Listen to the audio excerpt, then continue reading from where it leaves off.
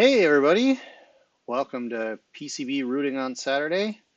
It's again, it's not Saturday, but this is fitting in with the rest of my life, and that apparently is challenging.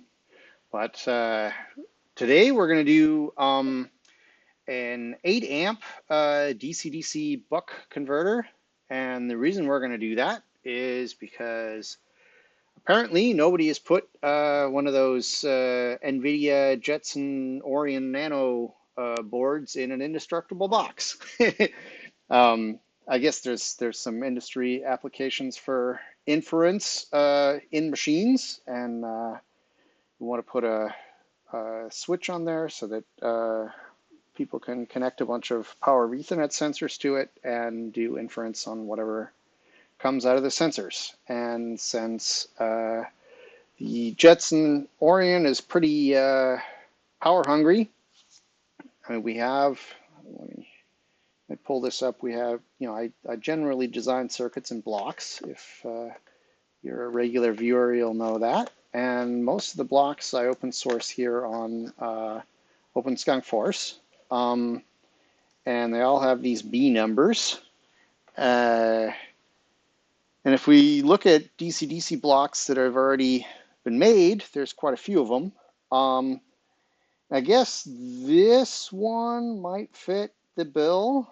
We're doing 48 volts down to 5, and then we're going to go from 5 to the other rails needed for the Jetson Orion. It's I think it needs like 1.8 and needs 3.3 and 5, and it also needs like power sequencing, and so there's going to be some more power stuff beyond just the step down. But if the Orion uses 20 watts max, we're probably not going to get to max. It's actually hard to get to max on most chips, but theoretically somebody could get to max, and we'd need 20 watts for that. But we also want to power a switch and some power over Ethernet power source equipment controllers, and maybe something else. We'll see. So we need a little more than 20 watts, and this is what, 25 nominally, 5 volts, 5 amps.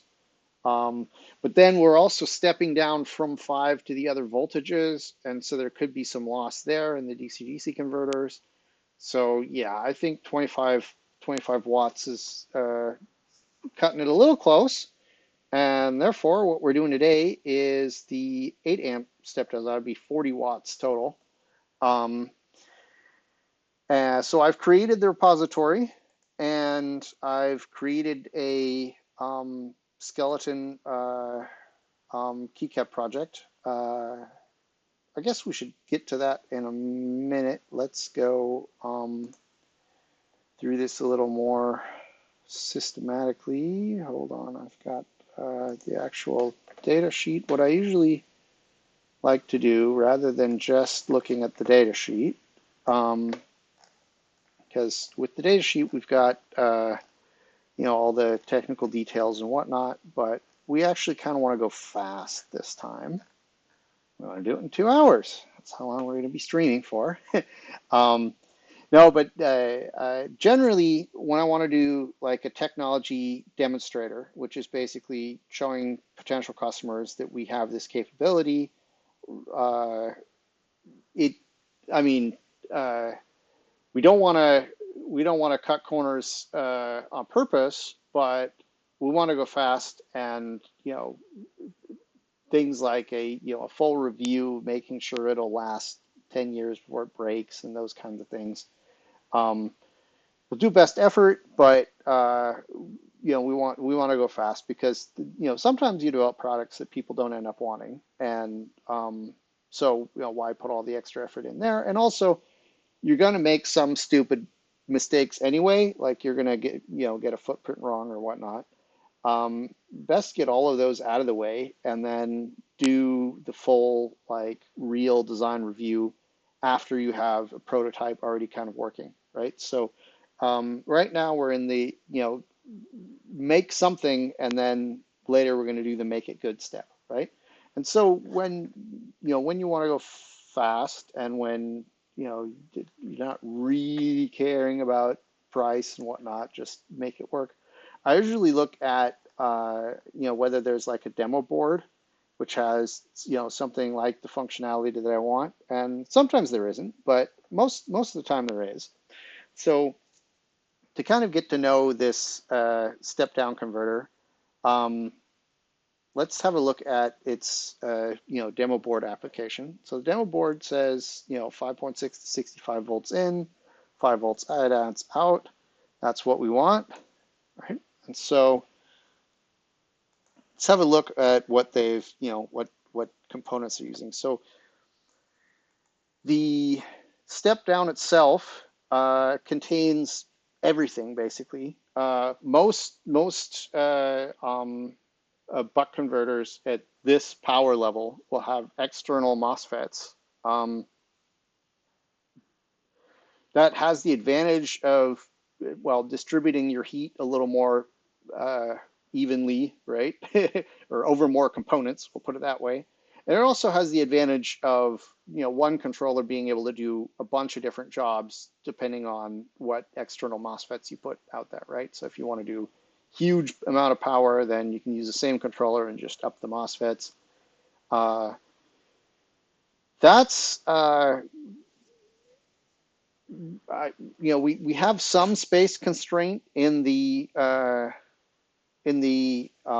case that I want to put this in, but also the external components in this design are going to have to withstand some heat. I mean, it's a different story if you're building something for a desktop office environment, or you're building something that can have active cooling.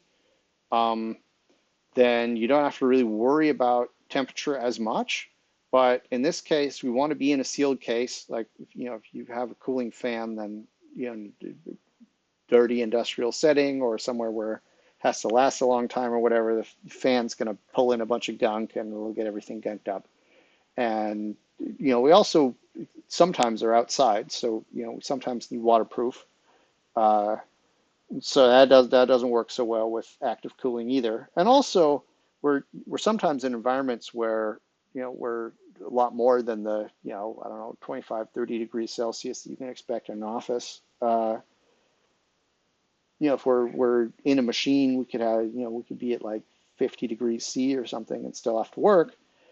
And so there are some component selection things that we have to worry about. The advantage of this chip is it switches quite quickly, right? It goes up to, I think, a megahertz switching frequency, and at those frequencies, having the MOSFETs internal actually helps, in that you can't get that wrong from a EMI standpoint, right? And the advantage, the big advantage of switching fast is you can use much smaller external components at the same power level, right? So if we were switching at some 100 kilohertz or something, the simple switch or whatever they called from Texas Instruments switch really slow. It's hard to get them wrong, but you need a big inductor and you need some big capacitors to make that work. Because if you're switching on and off at a slow frequency, well, when you're off, right, the capacitors have to supply current for that whole time, right? So the faster you switch, the smaller the output capacitors need to be, and the smaller the input capacitor needs to be. And at this voltage, it's the input capacitors that are the big one, right? Like 100 microfarads in a 10 volt range, 6.3 volt, whatever. That's going to be a cheap component and a small component. But if you want big input capacitance at 100 volts, I mean, I guess we probably could get away with something like 75 or 85, but nobody really uses those. So it doesn't get much cheaper until you get down to something like 50. And we can't do 50 because we're nominally 48, and nominally 48 can definitely be more than 50. So yeah, so that's why we're going with this DCDC, this controller. And so if we're looking at the board, what are we gonna use? What are we gonna do differently? We look at this input. Okay, they're doing some electromagnetic interference stuff here, right? I got an N filter, if you will. You got capacitance on both sides of some kind of inductor. Now, they're not using a normal inductor here. They're using a ferrite bead, and the reason why they're using a ferrite bead is they want to stop high frequency noise going in either direction, whether it's coming from outside or it's going from inside to outside, right? But an inductor would do that, right? Every time you have an abrupt change in voltage, well, that's going to be turned into an abrupt change in current because you got capacitors on both sides here, and that's going to make you or make the current act against the magnetic field, and so you're going to have a resistance whenever things change and no resistance when stuff doesn't change. Well, a little bit of parasitic resistance, right? With an inductor, the energy goes into magnetic flux and then comes back, right? And so if you're, on this inductor, this has obviously got to be an inductor because we want to convert from current to flux and then back to current. Whereas FP1, we basically just want to get rid of the high frequency noise. And so if we use an inductor, there is the possibility that we might hit some self-resonant frequency, especially with stuff coming from the outside, right? Whenever you have an inductor paired with capacitors, there's some frequency at which it will resonate, and that's going to be temperature dependent and probably aging of components and tolerance, whatever. And you want to make sure that you don't, in the field someday, get stimulated with the exact frequency that starts you rocking back and forth, right? With a ferrite bead, the current gets turned into magnetic flux, but the ferrite is set up such that it just creates a bunch of eddy currents and basically turns that energy into heat rather than storing it and giving it back at some point, right? So that's why they're using a ferrite bead here. And so this is, EMI stuff. It's definitely out of the scope of this board because we're going to do our EMI kind of at the edge. If you think back to the industrial switch I did in the first episode, I'm probably just going to use that same circuit again because I know it works. I know it'll pass all the compliance stuff. Probably 50 cents more than it needs to cost, but tried and true, right? So we can kind of ignore this whole portion, right? And this part here, I'm going to do a little bit differently because here we have an electrolytic capacitor. And problem with electrolytic capacitors, on the one hand, they're cheap. That's good. They, however, have some, usually considerably higher parasitic resistance and inductance. We have some ceramics here kind of mitigating that. They have, notoriously really low parasitic resistance and inductance. But the big showstopper for us using electrolytic capacitor in our case is that if they don't go up to high temperature ratings very well because the actual electrolyte will evaporate at high temperatures. And so when some standard electrolytic capacitor will be like 1,000 hours over 80 degrees Celsius, and after that it breaks, right? And if you pay 3 times as much, maybe you'll get 2,500 hours, and you pay considerably more, maybe you can up the temperature to 100 or something. But generally, you're pretty doomed as far as being able to tolerate heat. Right? And so, I mean, the Jetson Orient will go work up to about 80-ish or 85 degrees Celsius. We're going to have it thermally connected to the case with pretty low thermal resistance. And so the case will be, worst case, something like 80, 85. And if we're in a 50-degree environment, that gives us a 30-degree drop, and passive cooling with 30-degree drop, that should be fine. Pray nobody touches it, but it'll probably be in a machine if it's getting that hot, right? And so, I mean, the big chip here, that'll do, 125. Ceramics, you can get ceramics with 125. You cannot get one of these with that kind of power rating. And, this thing is nominally 95% efficient, but still, 5% of 40 watts is 2 watts, right?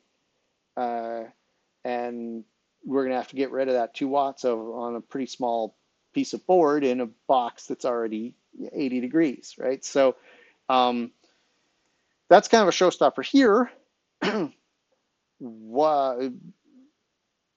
So what we're going to actually do is we're going to use a whole bunch of ceramic capacitors. The problem with ceramic capacitors is there's a problem with every component. It's all about the parasitic problems. Like you can see here, we're using a 4.7 microfarad 1210 capacitor, right? Well, you could get 4.7 microfarads in a 805 as well, right? Why don't we use a smaller one? Right? And the reason is DC bias. We'll look at here, the DC bias means, wait, is this the small one or the big one? 2.2 micro, and it's, where's the size? I'm blind.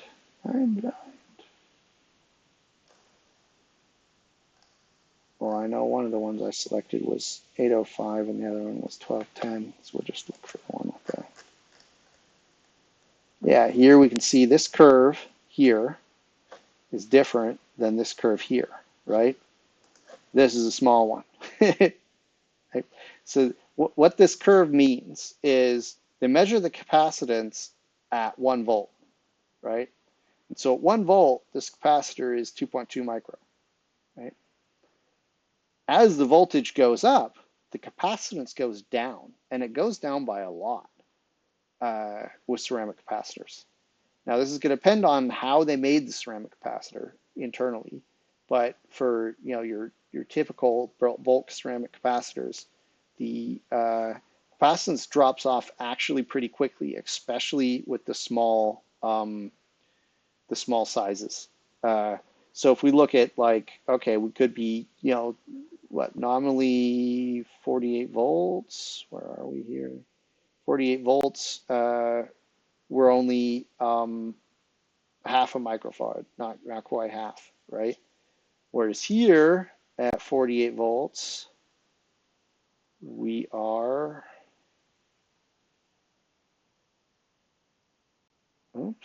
at basically twice that, right? So because it's a 1210 chip size, we're going to get twice the capacitance out of the same nominally 2.2 microfarad capacitor than the 805, right?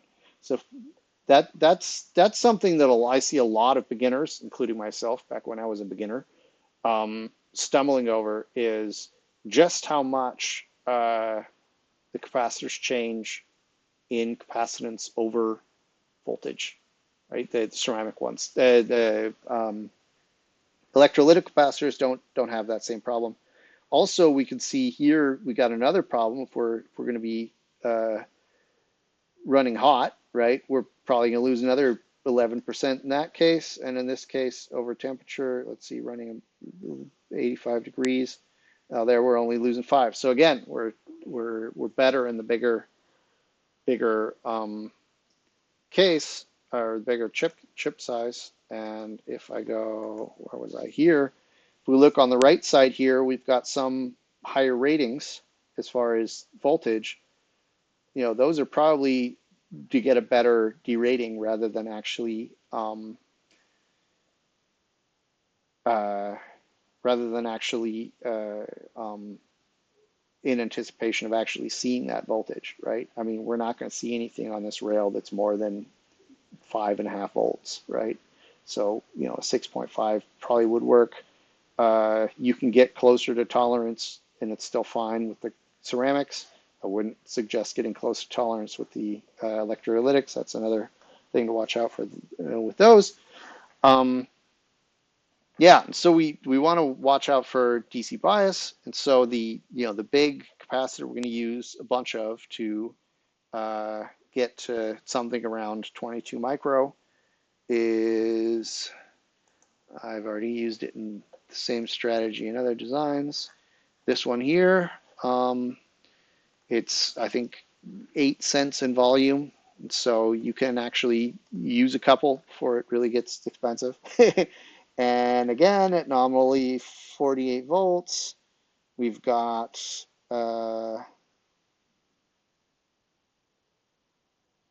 oops, that's 42 volts. Sorry, I'm looking at the wrong number. We've got a little less than half, so we're you know, to play it safe, let's say we're at 2 micro.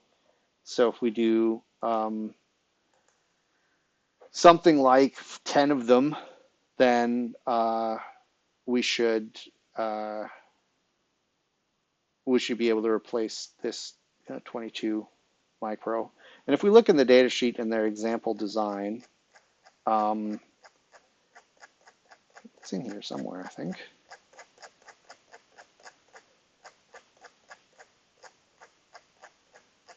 Oh, did I overlook the example design? I even used it as the preview on X. There we go. So we look at the example design. I mean, they're only running it with just a little bit, right? I mean, that's going to make it a little more noisy, but yeah, it's easy to underestimate how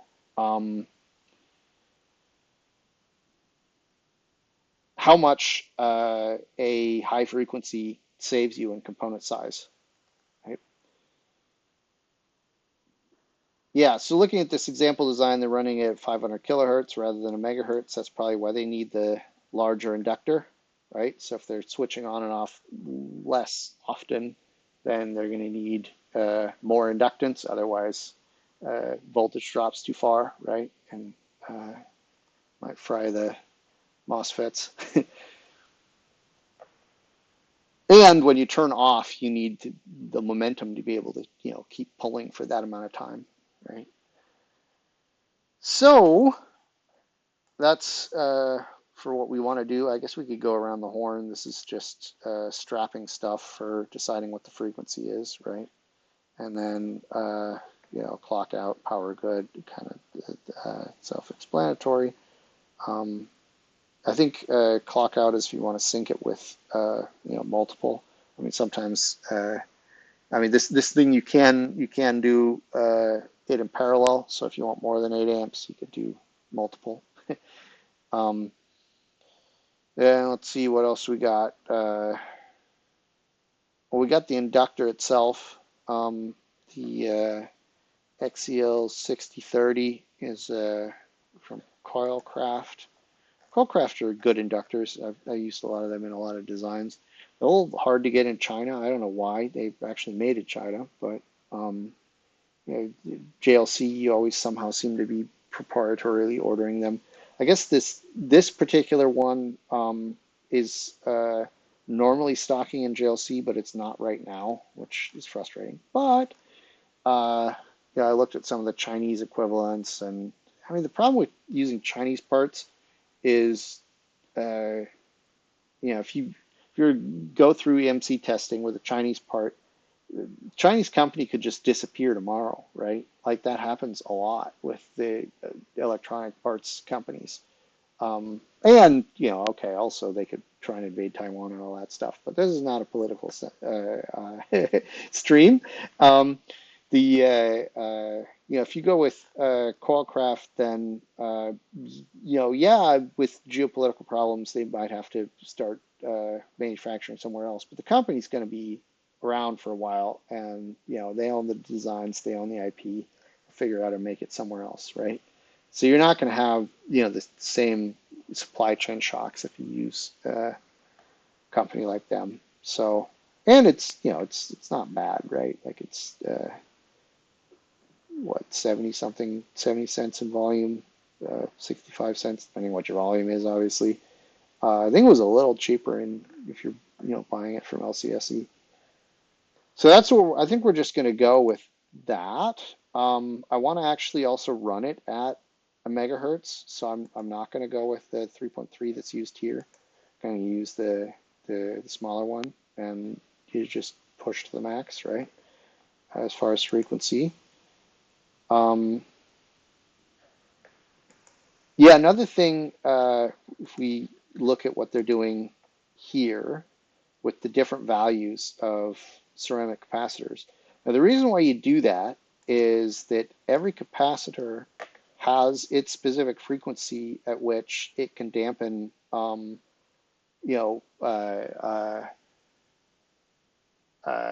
changing voltages on its inputs the best, right? So if you run a frequency generator over it, then it's going to dampen at 100. What is this? 100 hertz. It's going to dampen not so well, and it's at what? That's 1.3. That's 3 megahertz. It'll do its best, right? Now, if you use one with a different value, let's see. I think I had my Murata one open here somewhere. Okay, here's a different value. No, that is the same value. Sorry. Somewhere here I had the.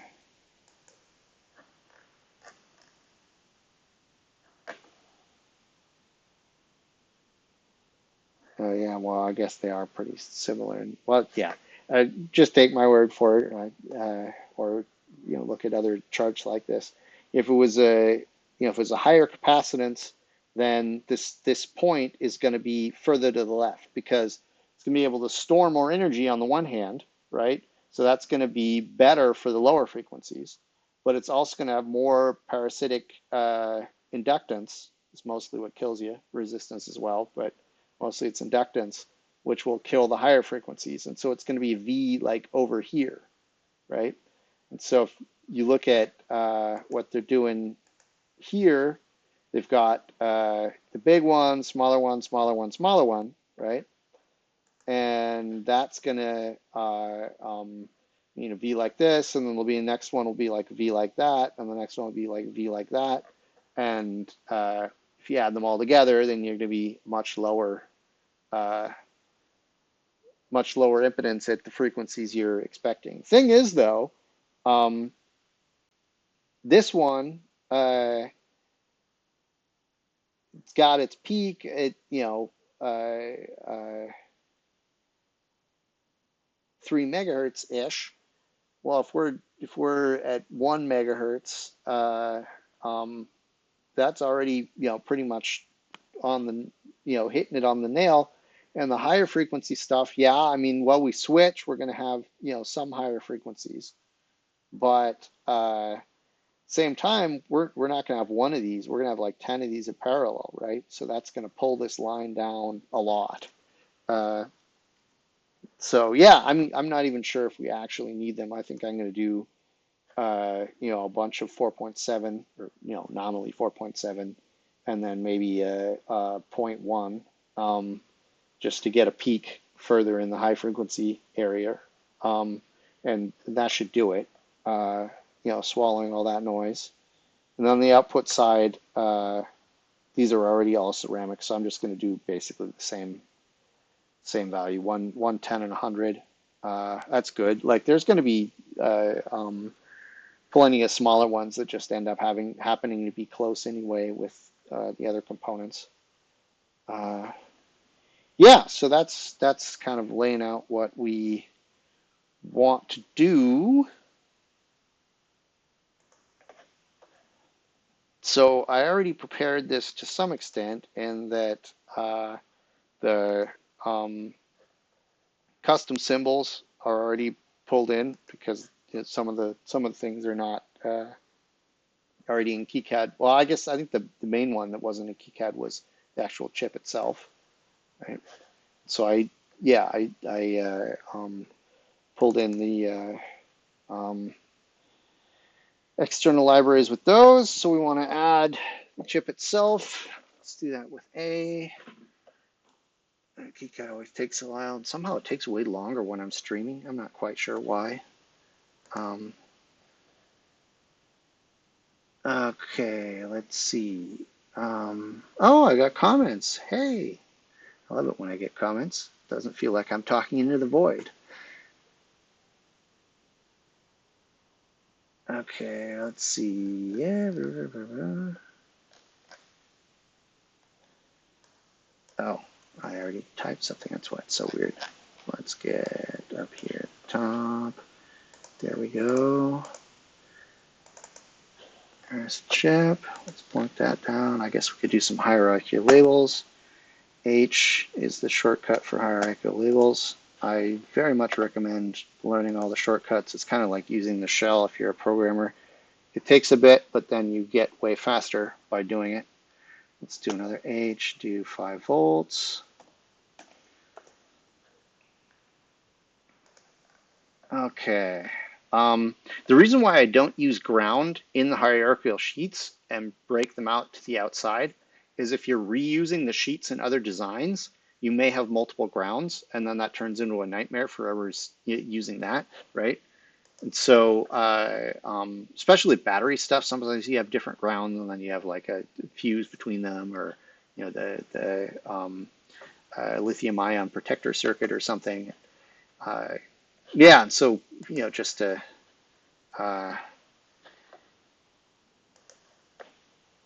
to make it easier for those kinds of situations, I break ground out of all the hierarchy sheets I use, and then connect it top level. Right. So here, top level. I guess we want to do some connectors. H. Sorry, not H. A for a component, and then let's do header 2-pin. Oh, sorry, it was connector.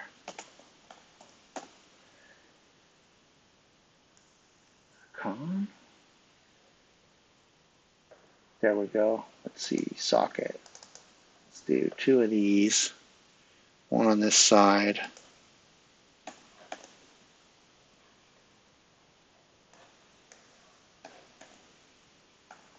One on this side. W is for wire. Starts wherever your mouse is. Okay. Oh, actually, I like making ground pin 1. I'm not sure if it's actually a good reason, but oops, sorry, X mirrors it left to right. We actually want Y, which mirrors it vertically. M to move. Okay. Oops.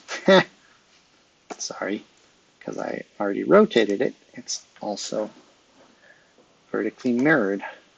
Thinking back to geometry class in 9th grade. I should know this.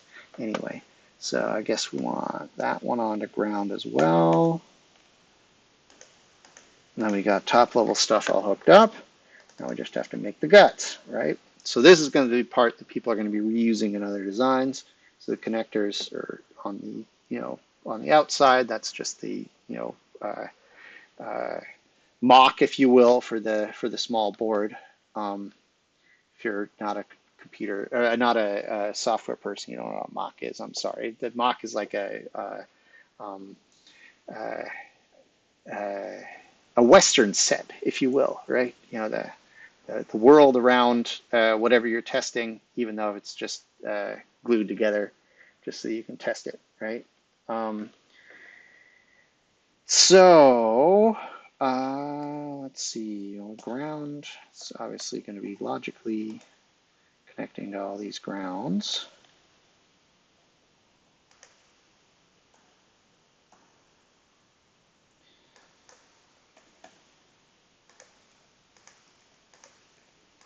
Oops. We'll trigger happy. I'll delete that in a minute.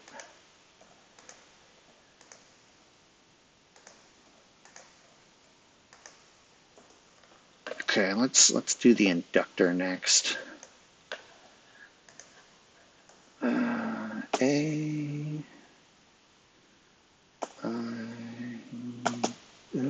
Inductor. Oh, I guess sorry. L small. That seems good. I always use the small ones. I'm not sure if that's actually all that important if it's just a taste thing, but I like to be able to see the whole schematic on a relatively small thing. Okay, so this is going to be 1 microhenry, and then we want to do footprint.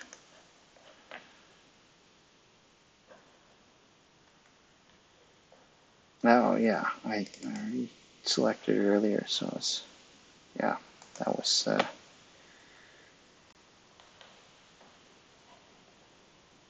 faster than it should be. Let's see. So Q makes a no connection.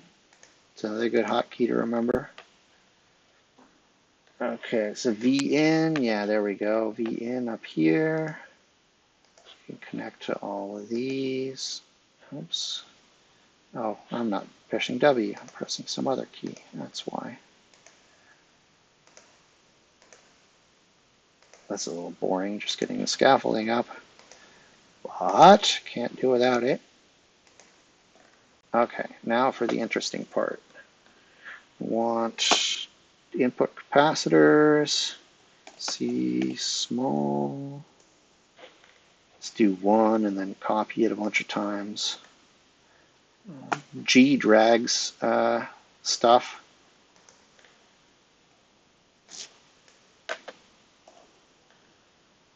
So if we want to do 10 of them, then we want some room.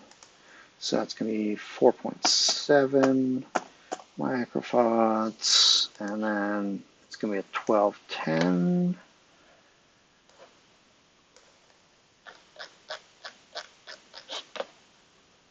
Footprint. Okay, let's see. Capacitor SMD. 1210. Hand solder. Oh no, hand solder is the extra for that. Nah, we can actually hand solder the hand solder the real ones too. There we go. Okay. I guess I want to do LCSC part number as well before I start. So let's see, what's the Murata part number? Where am I here? This is the one. So,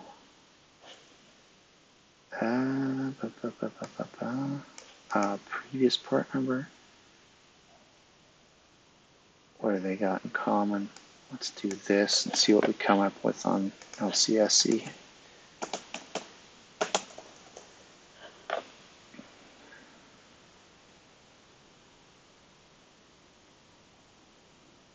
In a minute, you'll see why I'm doing that. What?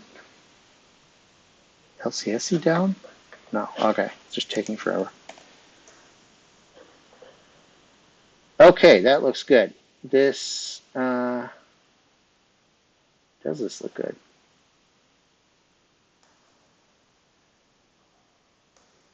I thought the one that I was using is previously this. Let's see if they have it as this. Otherwise, maybe they don't have them because I bought them all. No, there we go. Okay.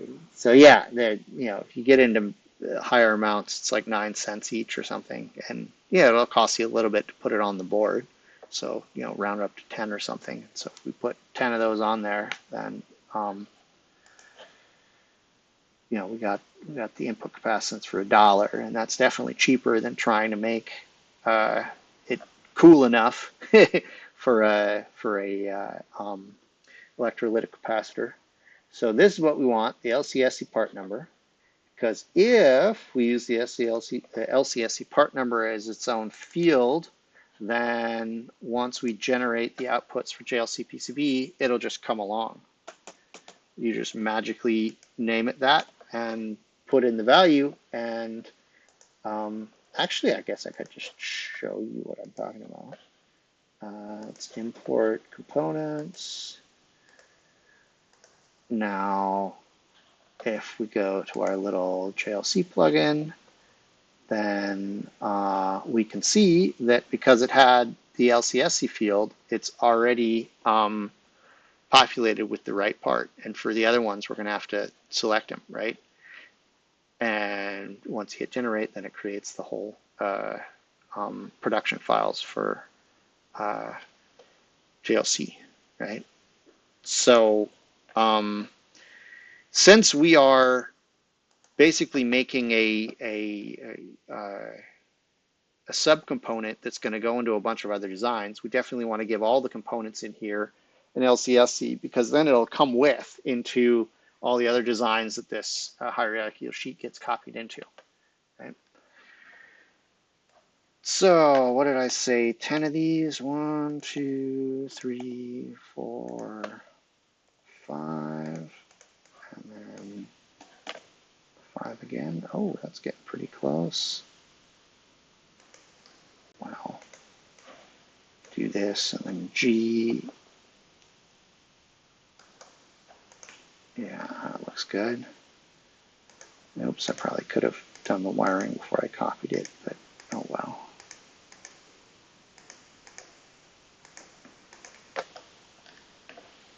Oh wow, I did take a while explaining stuff. We might not get done today. Well, I'll be quick.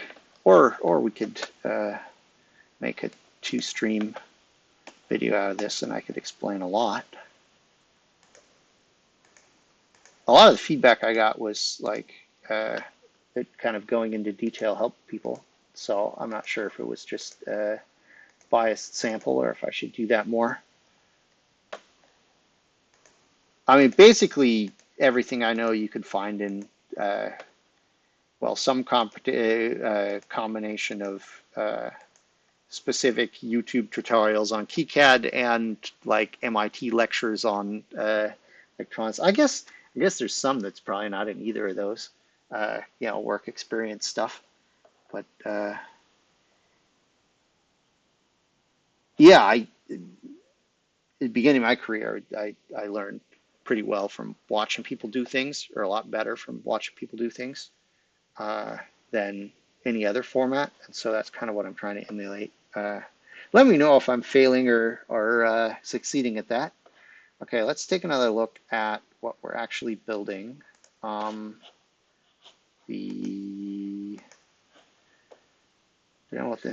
yeah, I said I was going to put one of those on there, one of the 100 nano.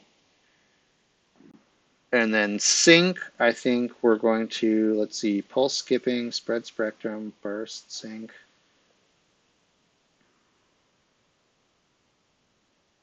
Now I'm going to have to look at the data sheet what that even is. I don't remember off the top of my head. But we could start putting in these little buggers. Okay, so let's do another one.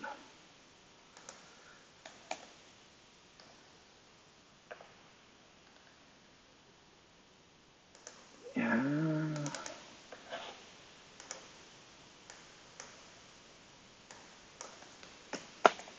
100 nano.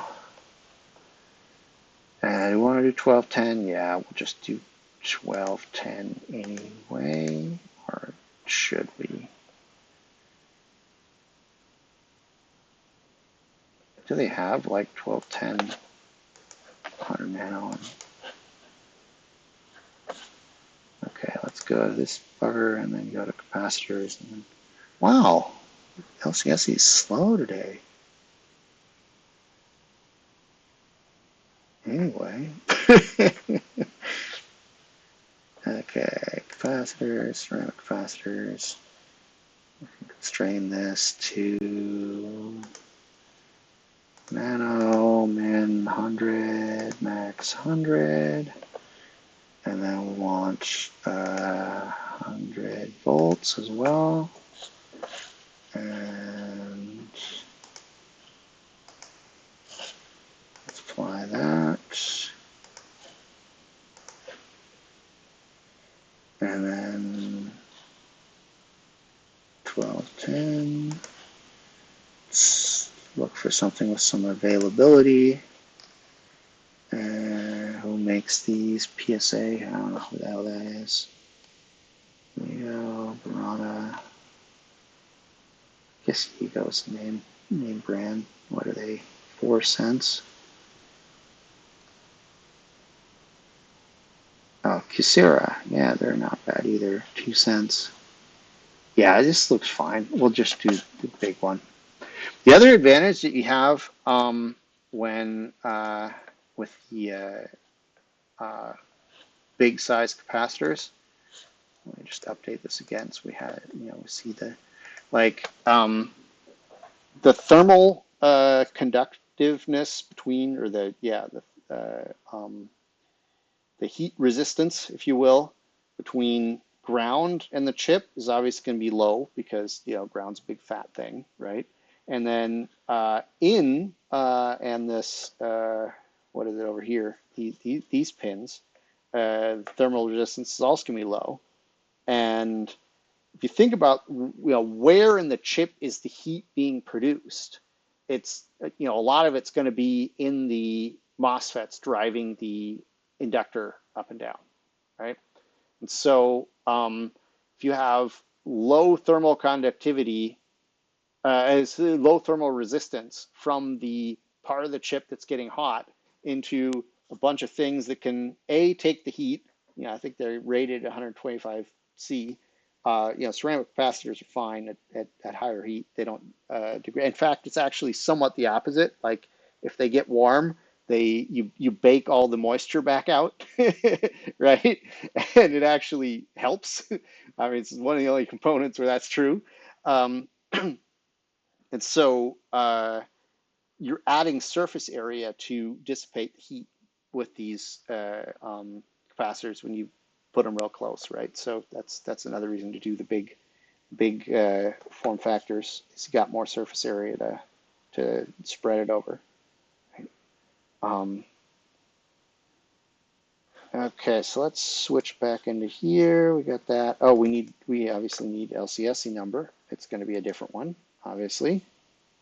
So let's have a look. See here. Let me go with Sarah. Who the hell is PSA? Asian brands. Okay. Well, that's good or not, I'm not sure. I mean, some of the Asian stuff, like I use the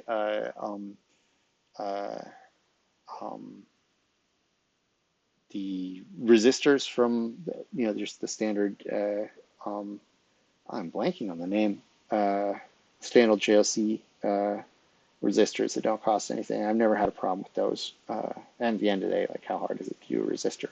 But the capacitors, that's there is some IP there, and they do differ a little. Like if you switch out resistors, you probably don't need to do a new EMI testing.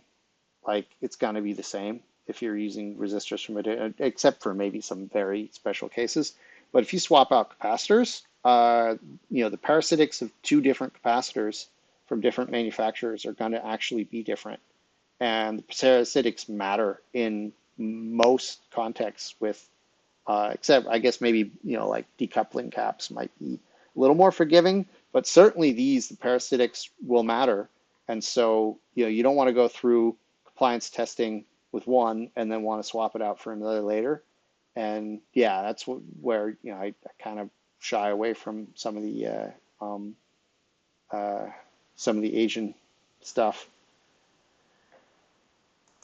So let's see if we're gonna go with here. I usually use the Samsung capacitors. It's like what I generally prefer, but it looks like they don't really have them in stock.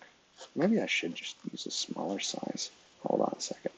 I'm sorry, changing my mind mid. So what? 805. That's going to be, and then yeah, availability. F-Hot, Asian. Yeah, here we go. Samsung, they got a bazillion of them in stock, and they're cheaper. Let's actually go with an 805 package. Let's go with this one.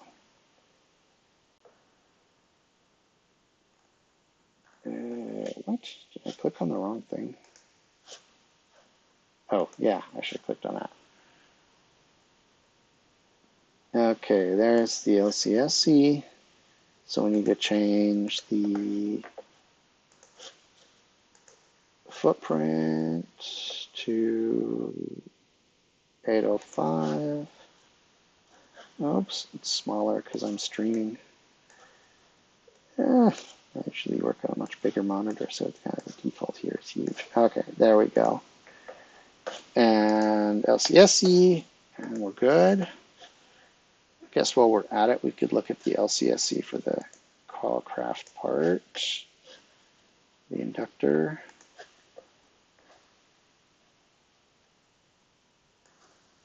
If I remember correctly, it wasn't in stock.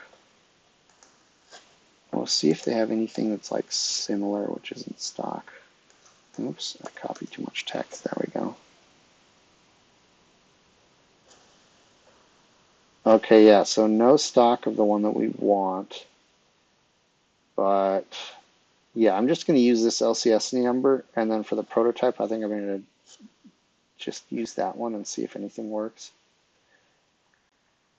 And then order these in the real size, DigiKey or something, and I can swap them out by hand or something. Why can't we just have a parts warehouse with all of the parts next to a fab and just everything work magically? Well, I guess it would be harder then. Wouldn't make as much money doing it. That's the thing. Whenever I get frustrated, I think, well, this is what they pay us for. Okay, this needs an LCSC.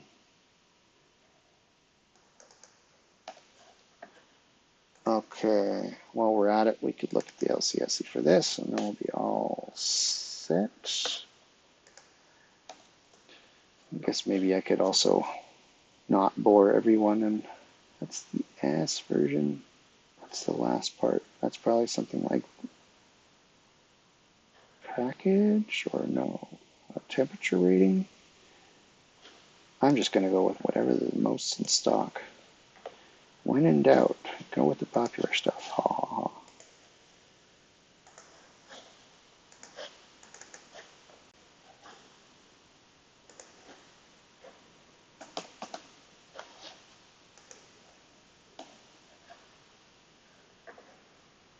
Okay.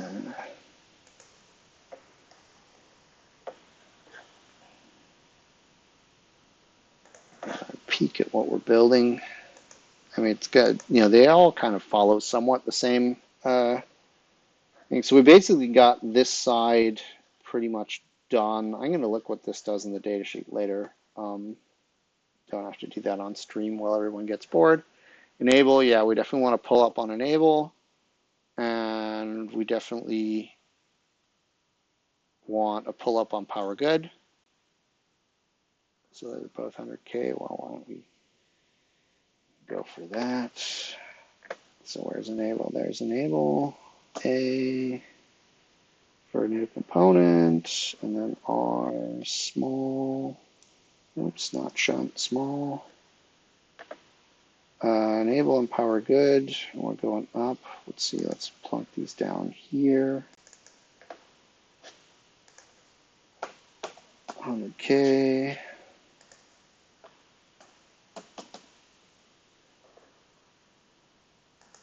Uni Royale was the resistors I'm thinking of. Oops, sorry, wrong window.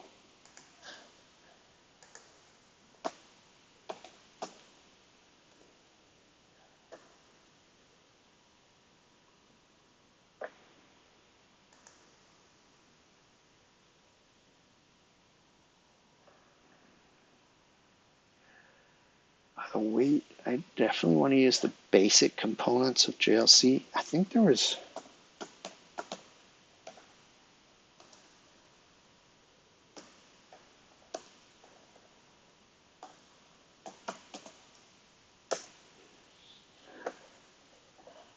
Yeah, you can get into like LCSC through JLC PCB, and then you can filter by whether it's basic or not. If you go through the JLC version of LCSC, I mean it's the same company actually. I think they started as different companies or something, which is why it's a different name. But yeah, basically you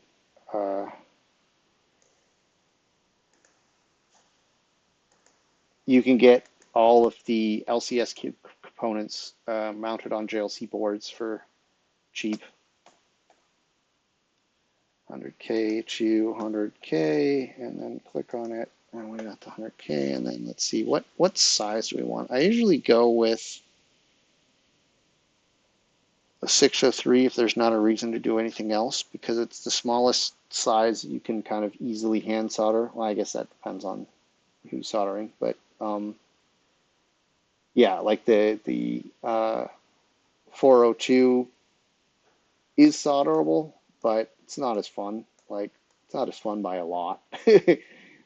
Okay, so let's go with 603.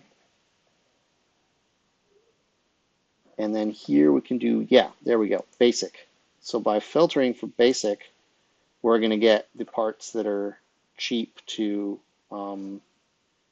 mount. So there we go. There's our component number for that.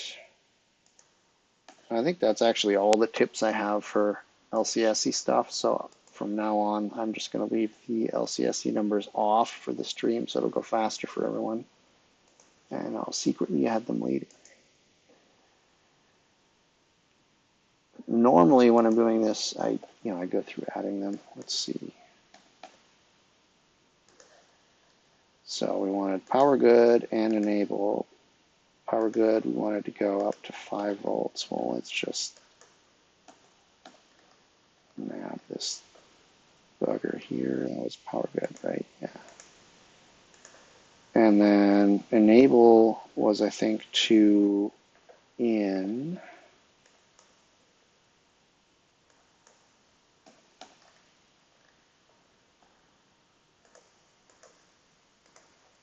Okay, got that sorted. And VCC, what does that do?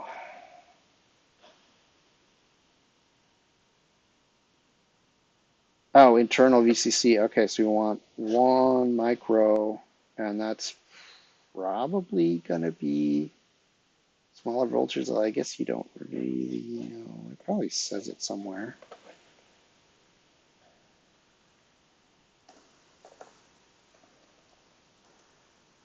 Let's have a look.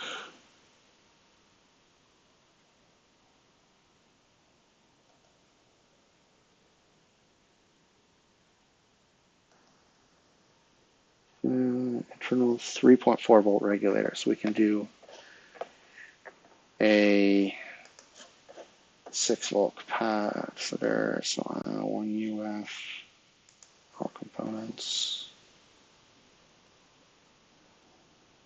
Man, this is slow today. Ceramic. SMD, essence, 1, select it. What size are we looking at? 603 again. That sounds good. Basic. There we go. That's the one.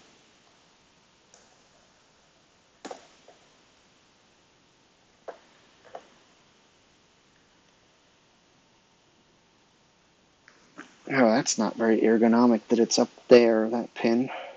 Oh well. Let's see.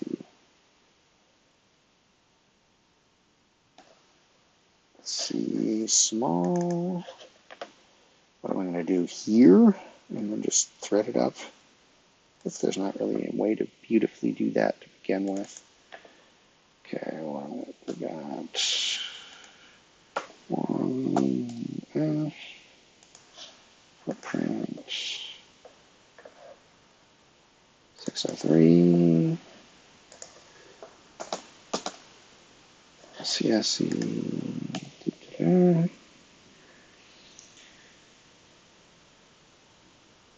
and then I guess we could do like a voltage here. Voltage is this thing to begin with, 50 volts.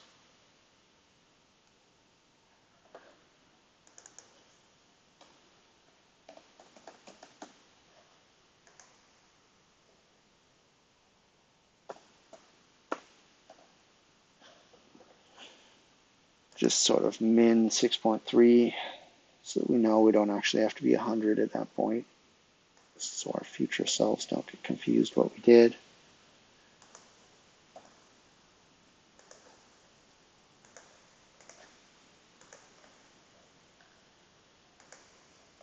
Okay, TRSS, what is that? What do we got on TRSS? We got a 100 nano to ground. Let's just do that. If it's wrong, I'll find it later. Got 100 nano already here. TRSS to ground. I guess it doesn't look that bad. Okay, sync mode. What does sync mode do? Here, oh, that's the strappable one. I'm just going to ignore that for now. What does RT do? Where is RT?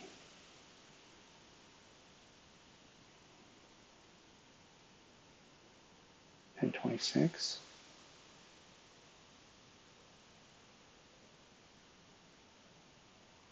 Ah, there, down in the middle.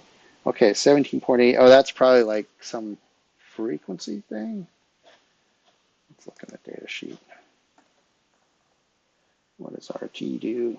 Nah, RT space should find some better stuff. Space RT space. Okay, oscillator frequency. We wanted to go, oh, it goes up to 2 megahertz. Then we want to do 2 megahertz. 18.2K. Well, that's going to be fun on LCSE. Let's see. Okay, so what do we want? All components, resistor.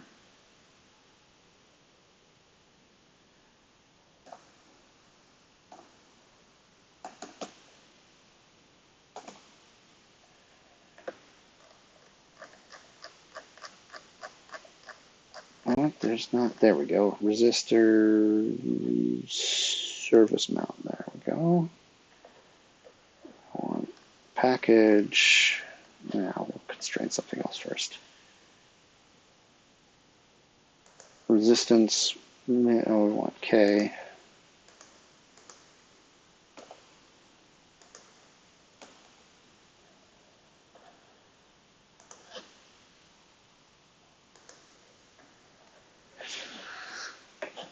Okay, what was it that we exactly wanted? 18.2. What do we got on offer?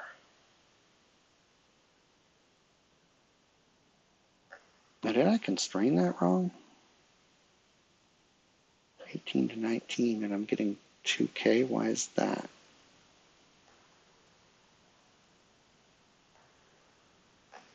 What? Oh, because I didn't click on it.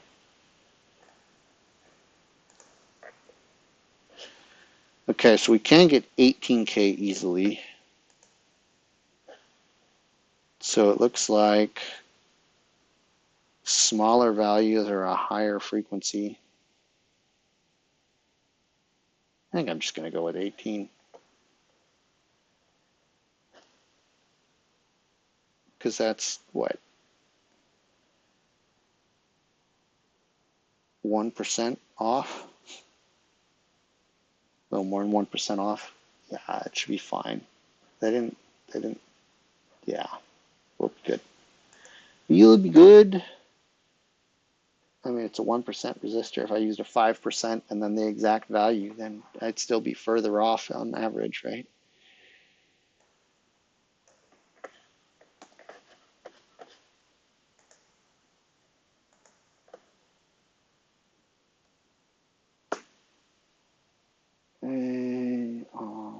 Small.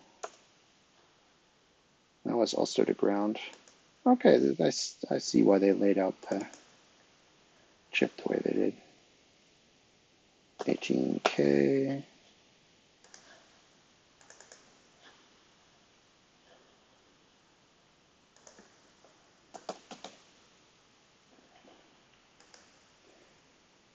This rate, I should have named the episode PCB Shemedican. Not Saturday. Anyway, we'll get to rooting maybe next episode. Or no. Oh, okay, no. So we're just an hour in. Yeah, no, well, we still got some time. That's cool. That is cool. Let's see.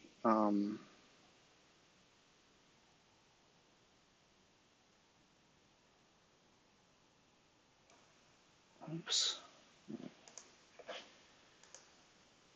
Okay, so what else we got?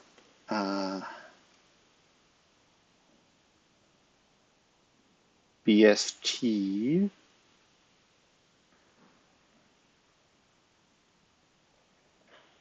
Is a no connect, at least on the demo board circuit. And we should look at what BST actually does.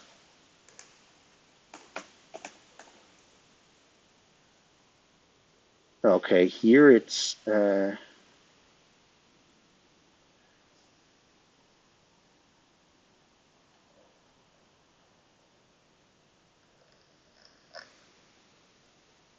we are DS data sheet.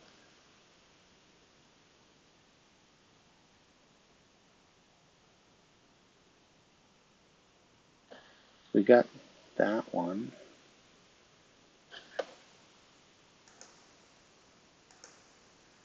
And this pin is used to provide a drive voltage higher than the input voltage. Switch topside power switch. Place boost capacitor plus. Yeah, I see. So why don't they have anything connected to it here?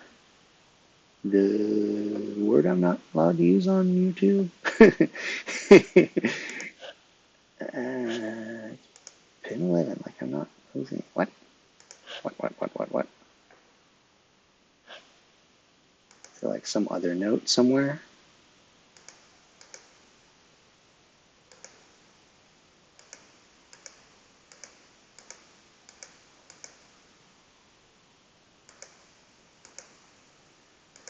Are they using a different version of the chip here? Where's the, no, it is the S. 8645S.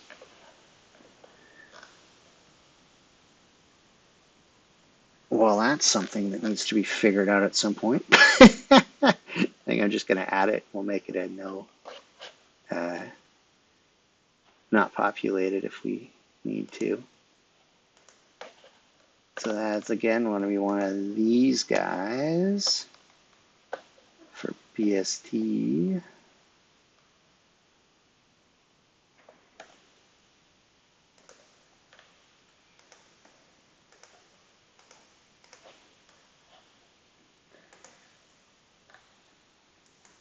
Okay, we're getting close to where we can start routing here. Oops, let me check. Okay, clock out. I think I'm just not going to use that for now. Feedback, okay, I know what that does. What does bias do? Bias. Oh, it's from the other side of the inductor, probably, so that it, okay, and then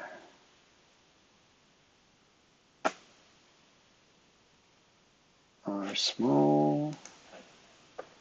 Actually, we could actually just copy one of these, and we already have the footprint and whatnot. Definitely have to remember to delete the LCSC number so it doesn't leak into other stuff.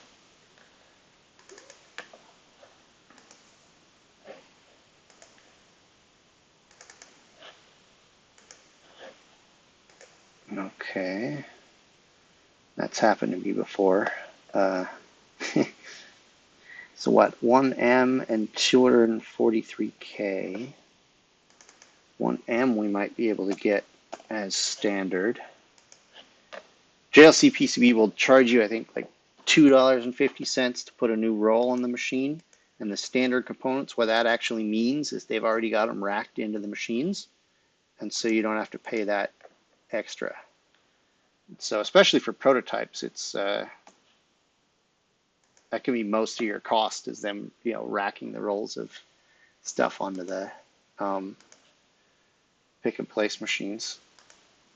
So that's why I'm trying to use as many standard components as possible. Also, they have just a bazillion of them in stock. Like, they never go out of stock.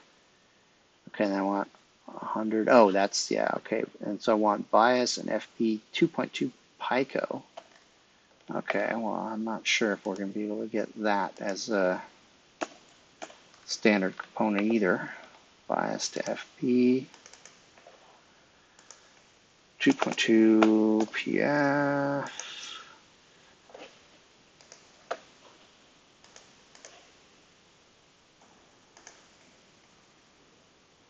Okay, so I guess you guys can watch me try and find these things. Why don't I do one for resistors, one for capacitors, so I don't have to continuously switch. Oops.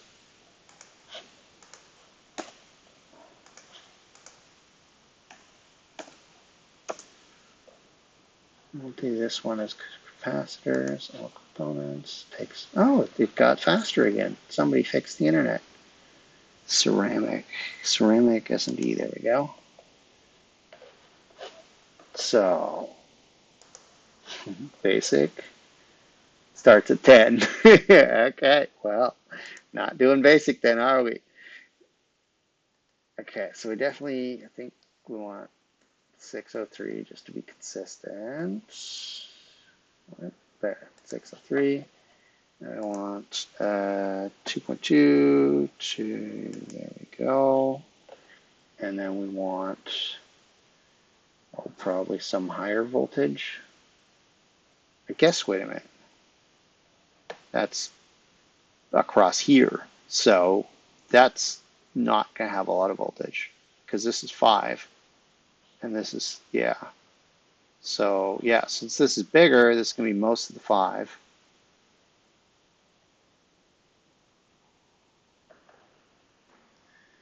So doesn't matter. Voltage. Voltage don't matter. Okay, well, what do we got here? Let's go by stock. 250 volts, FI Gundam, whatever. Jaego is a better brand.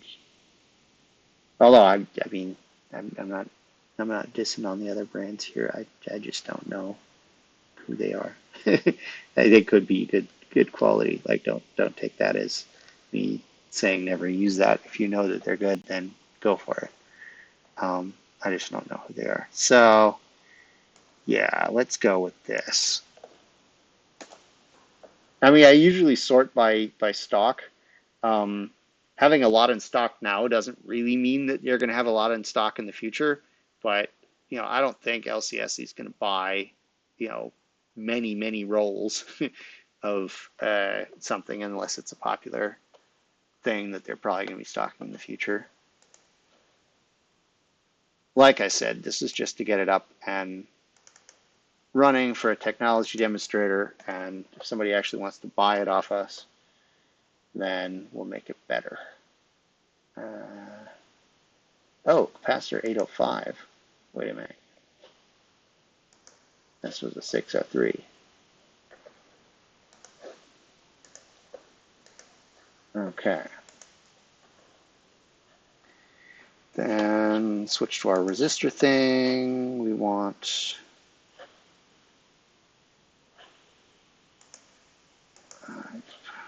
do this to reset it. Chip resistor service mount.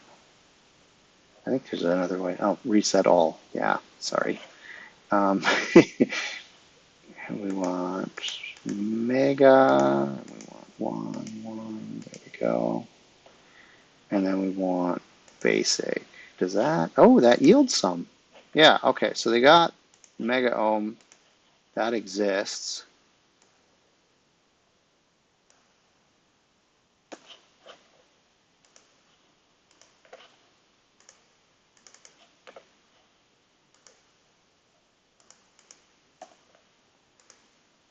Footprint's not set. Well, then I didn't need to copy them now, did I? Oh well.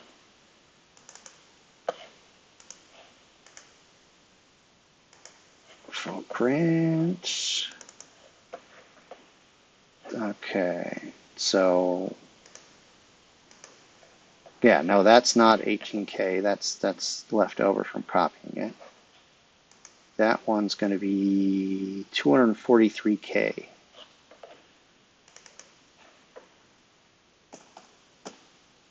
At least nominally. Let's see what we got in that range. Kilo, so what are we going to do? 230 to 250 and see what it comes up with.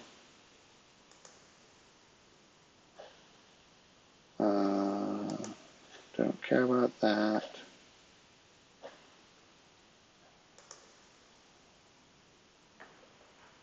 Okay, hold on. What? Oh, it's just taking forever. So I said basic. Oh.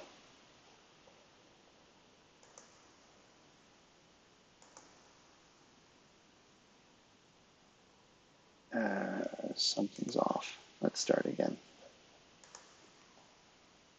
Let's do somewhere around 200 to 250. And then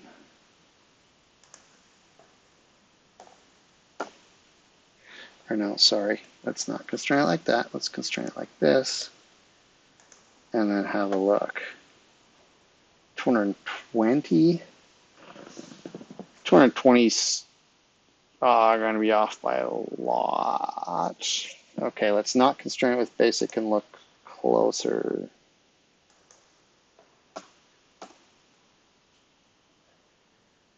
Turn 43, and then 0603. So I guess we're going to just have to go with an extended one.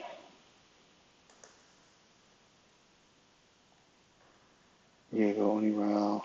I just always use Unirail with the resistors at this point, so I'm just going to stick with that. That wasn't a 603, yes.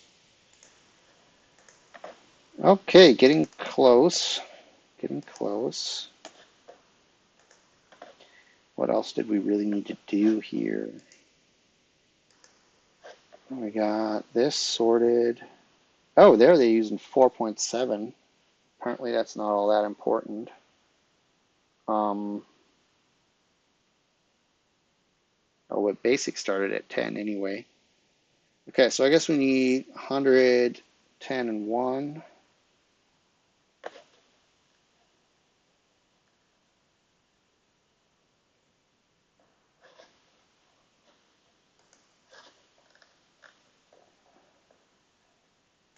set all, go with UF 100, basic, does that exist? Oh, okay, 1206, I could swing that. What is that, a 6.3 volt? Yeah, that should be fine. It's not only 5, it should be 5.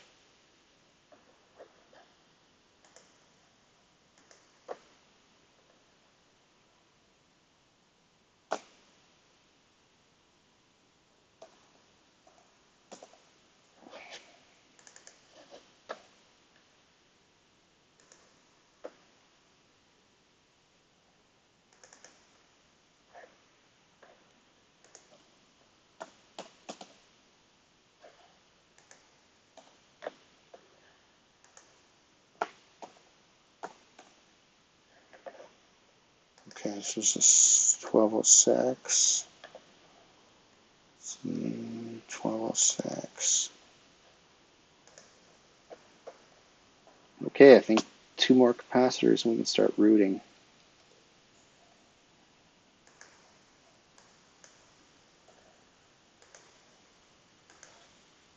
Oops. W for wire. You can also hit W again to connect it. Okay, so this is ground.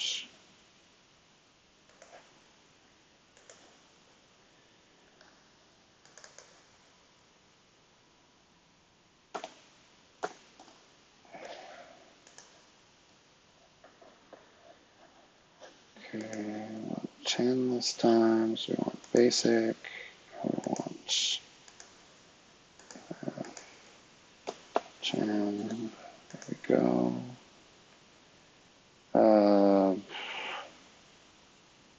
Let's get that in that size again too.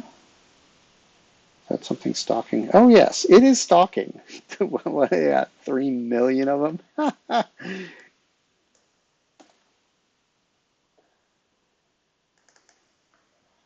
So that means footprint's going to be the same, 12.6.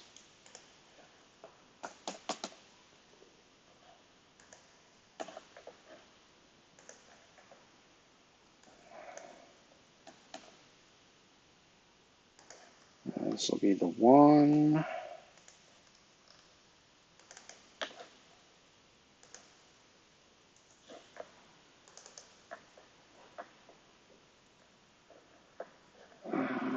So let's see.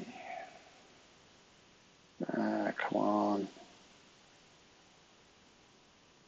Hope somebody's not like cutting internet cables or something. Oops, not PF, UF. There we go. 1 UF basic. What do we got as sizes? Should we do 1206 again just to make it symmetrical? Is that something that's in stock? Yeah, that's in stock. We'll just go with that.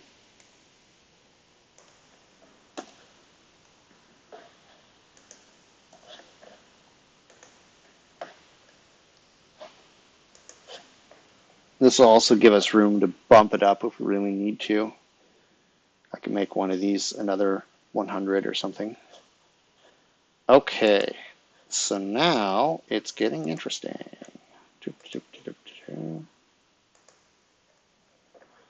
More components. Okay, so I think I'm going to have in on the left and out on the right.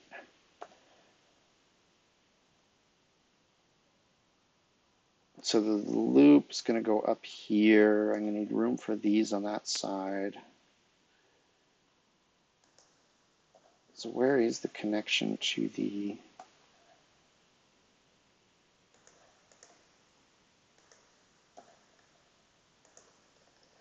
Okay, yeah, okay, in's on the right.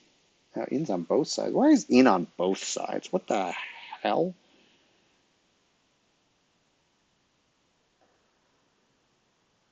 How do I relate that crap out? Okay, so we got ground here and ground there. Guess we could do decoupling on both sides.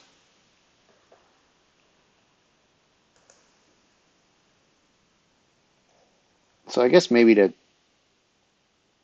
express what I'm thinking about here,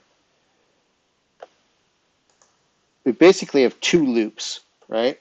We have one loop that's going from the center pole of the push-pull inside, right? So push-pull is two MOSFETs, one going up, one going down, and that's inside the chip. And the center point of that is going to this inductor here. And so depending on which of those MOSFETs is switched on, we're going to be having power flowing around in a loop, right? So either it's going to be going from ground, being pulled by the magnetic momentum. I probably should start with the other case, but anyway, this is the second case. Pulled through by the magnetic flux or magnetic momentum that was built up in here to this side of the capacitor. So it's going to be going around like that, right? And the other case is it's going to be coming from in through the loop, basically building up magnetic momentum and then going into this capacitor. So you have a sort of a big loop, right? So you big loop, small loop.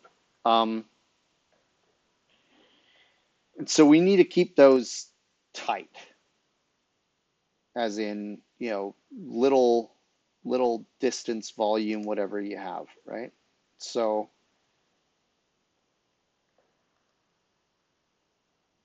into ground, let's see. So if I start building these up like this, anything else that I need to fish out of there? What are these? Okay, these are all switch. This one's going to sneak around like that and hit a via, I guess. Oh no, I can decouple that to ground here. That'll work. Oh, I got the grid set bulky. Yeah, something like that. Although 100 nano, does this actually have to be this size? All else being equal, it's fine for an 805 there, but I think I'm going to actually make that one smaller.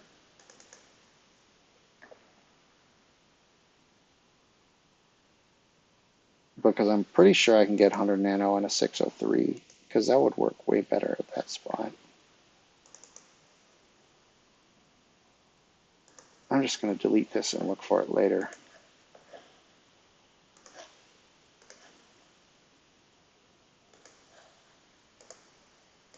Because this guy's got a squish in between the loop, and then we could also do some of these on this side. I'm really not sure why they did in on both sides.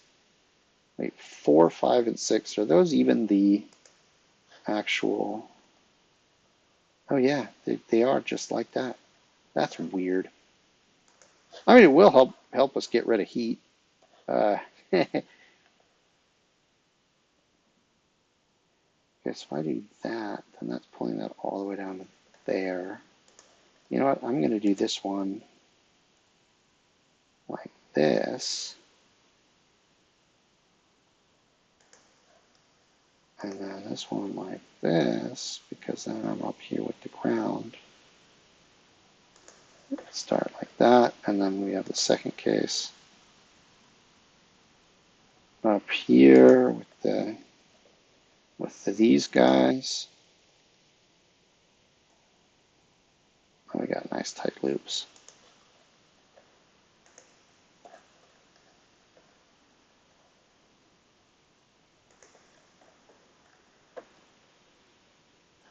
Okay, so these ones are all down here. Yeah, and so basically what I need to do is just keep lining up these big beefers.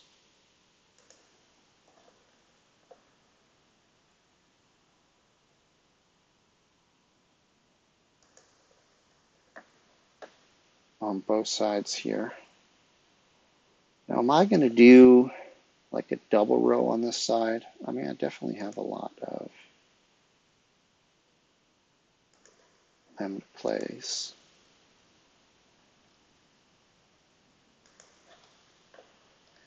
Wait a minute, that's where I have ground, so I can pack this hole full of vias. What about this part? Am I going to be getting ground kind of? Maybe I should be doing this the other way around, because I'm going to be moving a lot of heat out of the chip through both ground and the in line, and so I definitely don't want to put stuff in the way so that there's like thin copper. And I want to do vias pretty close to the chip. Now,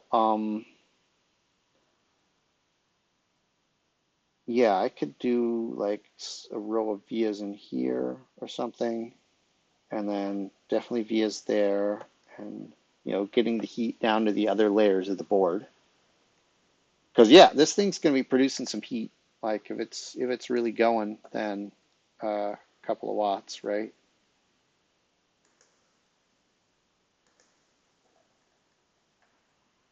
And also, lowering the resistance of pulling ground from somewhere else. I mean, that definitely helps with EMI. Let's see. Yeah, that's probably also one that's, I mean, what is it going to 100K? Yeah, we could put that, we could via that out.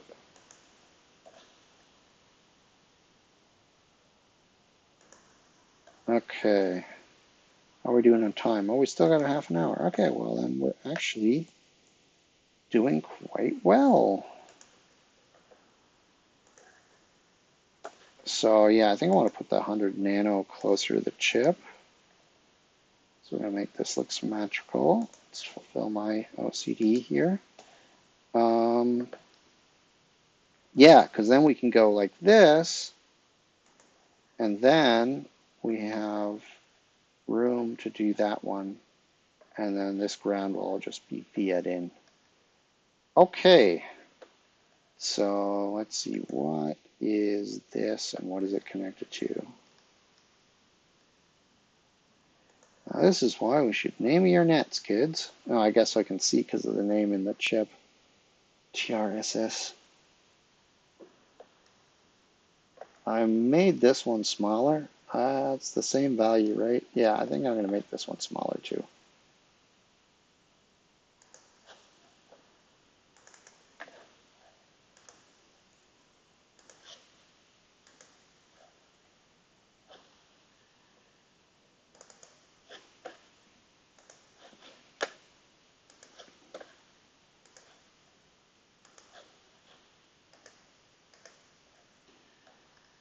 Okay, what else do we have? So we're starting here. Let's start there.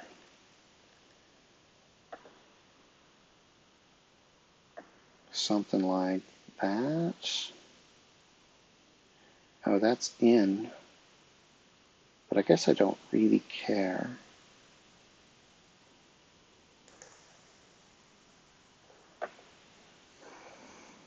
Which way around? Okay, what is the next one that's connected to something?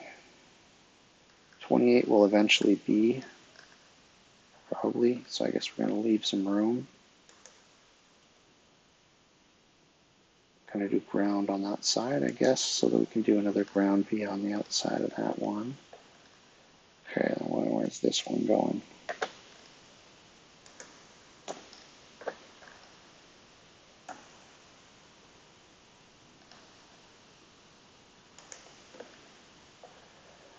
Volt, yeah, we could. Oh wait, this is a pull-up. We want to make sure that we're doing good on the feedback. Where is the feedback? This one's between feedback and VST. So I guess that one's feedback. That's what I keep telling everyone to label your nets, and then I don't do it my own. Okay, N for name is, wait, what? L? Was L?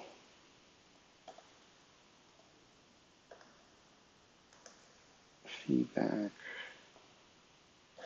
Okay, that's going to be connected to their 5 volts anyway. Anything else I need to name while I'm at it? Those, yeah, we're good.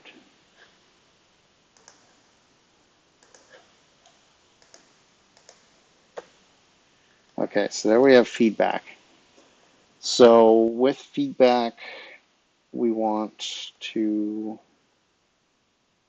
I think, bring 5 volt over here and then do feedback all kind of local, because you definitely don't want the feedback going like all the way across the board or something, because it's it's connected to through a mega ohm here, right? So it's not like super low ohmage connected to stuff, and also a tiny bit of ripple is going to change your output. Why is this not snapping to grid? There we go. There we go. Now we got a short little feedback line, because the 5 volts is going to be nice and stable. Let's see. So there we got 5 volts to feedback. Do we want to mirror everything maybe? Do like 5 volts here.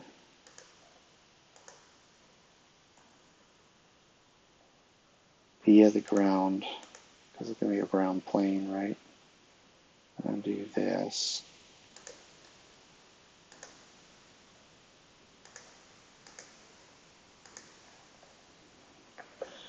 And then go, yeah, that looks good. And then what is this? What's this little dude? Oh, we're going all the way up there and then to ground. What? Okay.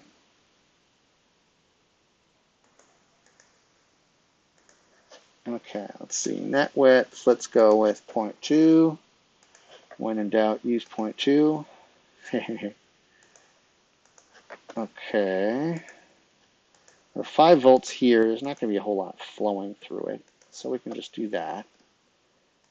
Feedback. Ground, we're just going to via. I learned recently, because I said it wrong on the stream, that JLC does plugged vias cheap, or basically free.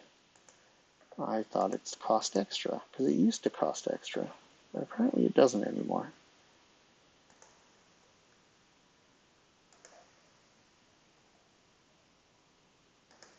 So doing like that. I mean, there probably are still fab places out there that'll charge you extra for that. Or the problem here is if you have a via in your pad, and the electroplating will put some copper in the via, but then there'll be like an empty hole in the middle.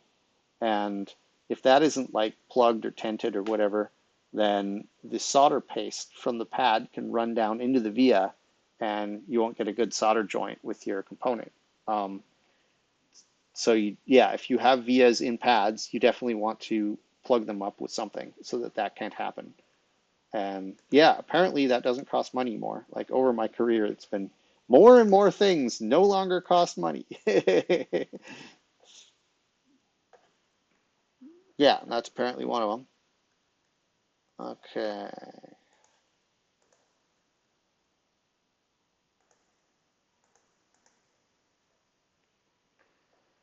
Okay, so this is just a resistor, so we can go thin to end. Go thin to end. Sounds like a diet trend. I'm sorry, my dad jokes. I am a father, so I am allowed, right? The dad jokes. Now everybody knows why I've been missing streams. I have kids. Kids are very unpredictable. Okay, 2. Yeah, I missed a bunch of them, but we can catch up now. Okay, 2 is a good big fat guy width. Oh, did we crash again? Somehow it crashes more when I'm streaming. Oh no. Oh, it didn't crash. Yay!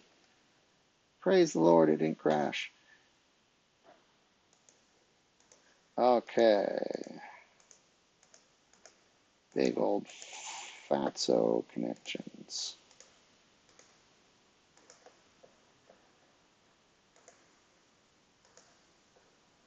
Are you ready to dissipate some heat? Dim, dim, dim, dim, dim. I guess I'm not going to do that as fatso because I think I'm going to prioritize ground here. This can be fatso though. There we go. That'll move some heat. Okay, I'll do that with a 1.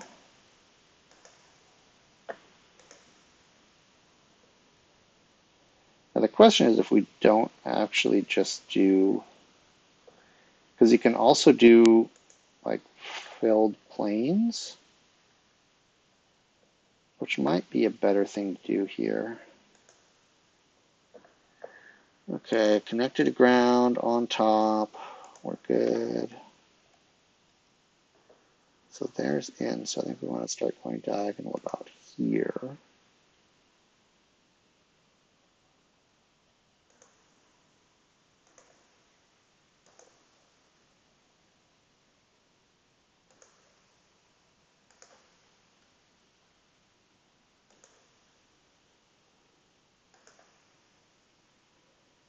Something like that.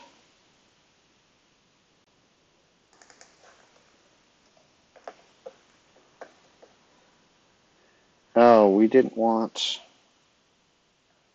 I didn't want that. I wanted,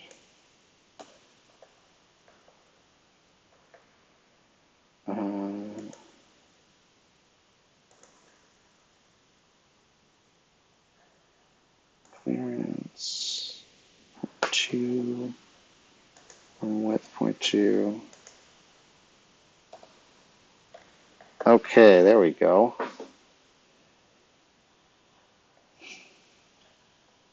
And let's do that for in. I mean, you don't really want to,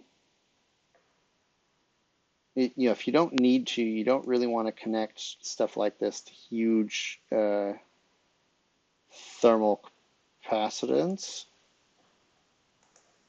which is why they usually have like the thermal spokes connecting components to the planes. But here we really want to like conduct heat, and I mean, it basically makes it harder for the PCB manufacturer to solder your board. Why is this snapping like this? I have no idea.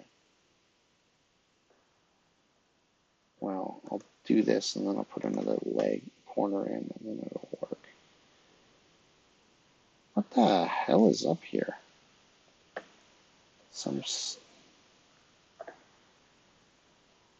Why was that snapping like that? Okay, let's do 5 volts. Let's do.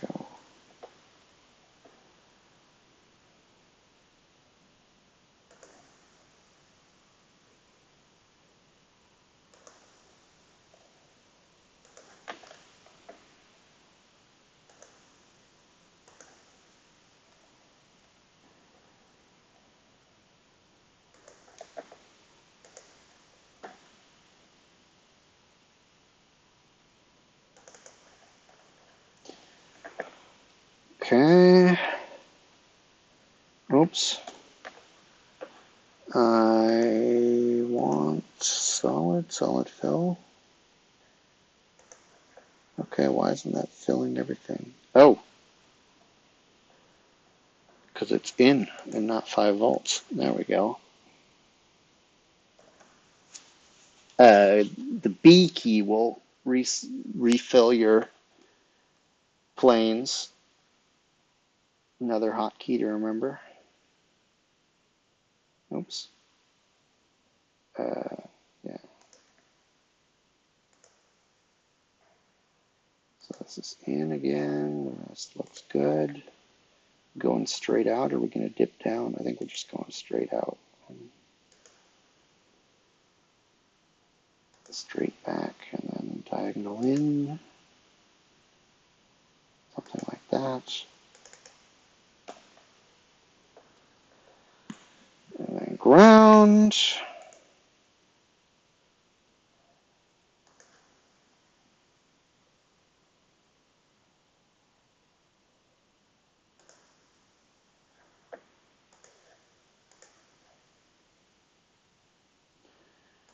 to get rid of a lot of heat in this thing. Something like that. And just... Oh, why is it snapping like that again? Is that piece of crap? Okay.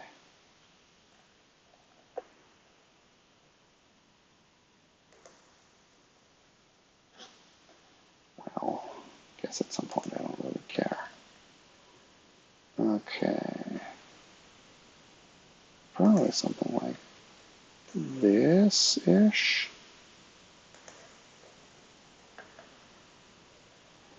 Why snapping is getting on my nerves.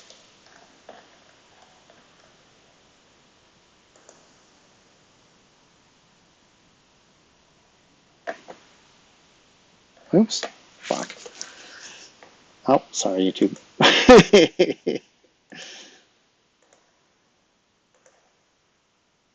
Let's start this way.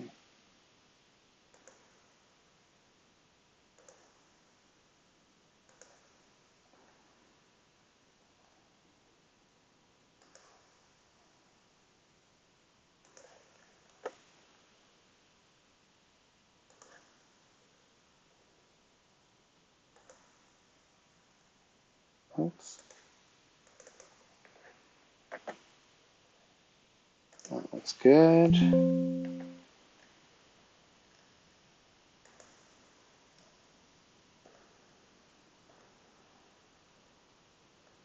Okay, what else do I want? Switch. It's a big old plane. Because that's going to be also at the center of 5 feet in. Oh, I can only connect it to named nets. Well, that's another reason to name your nets. Name your nets, kids. Okay. SW.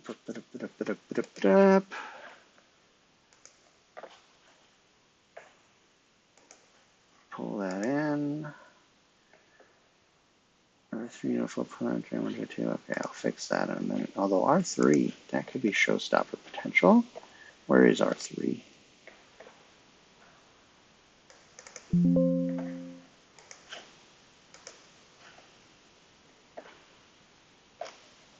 Okay, we want resistor.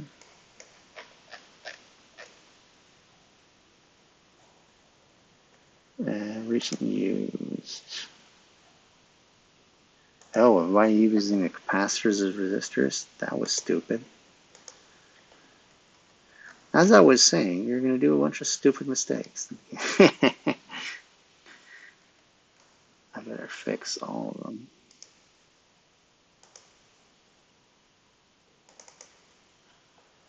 I have 603 for all the resistors, right?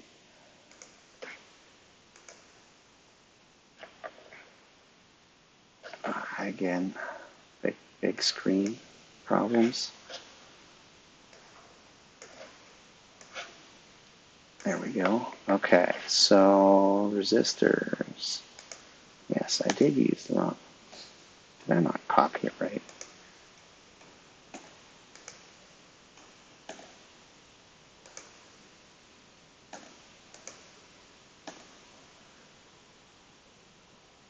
There we go. A big update. Hopefully it doesn't screw up everything. I'm really worried about it crashing because it keeps crashing during my streams. Okay. Oh, okay. That worked. Thanks, KiCad.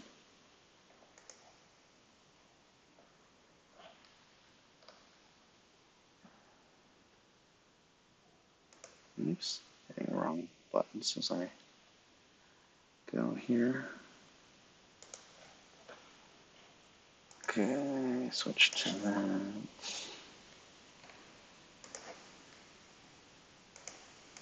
Okay, that was a productive little side quest.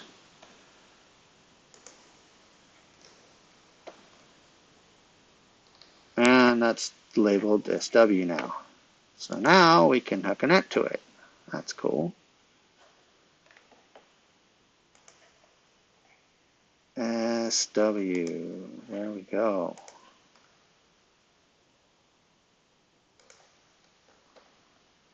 Let's just do one giant big boxy thing.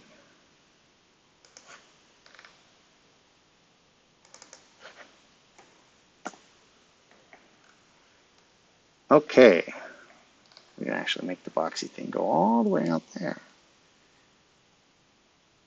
Because we're not really adding a whole lot to the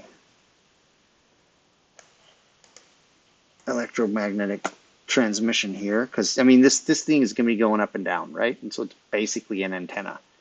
So we don't really want to make this thing huge, but if we can increase the thermal conductivity to the inductor, which I guess is also going to be getting hot itself.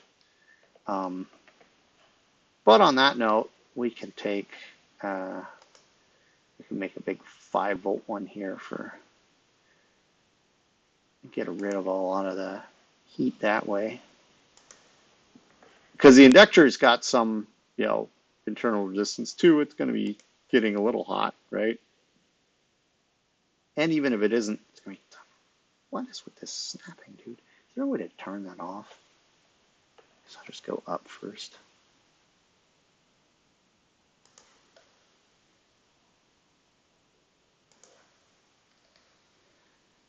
Maybe snapping's good and I'm just old. No, it's the children that are wrong. Anyway.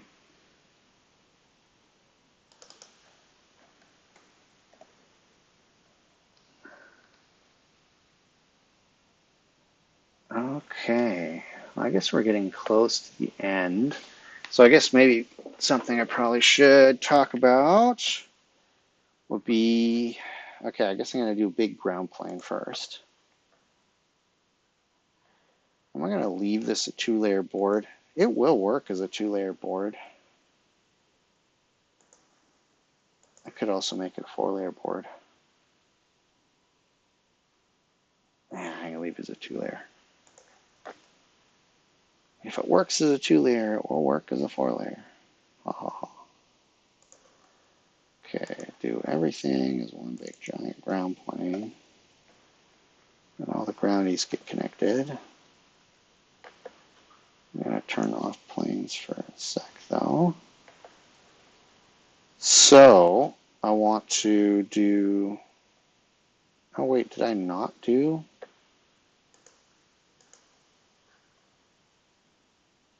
Why is that not connected to that?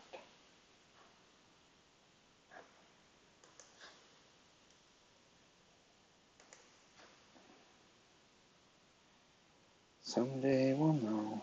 Anyway. Okay, 5 volts coming down to there.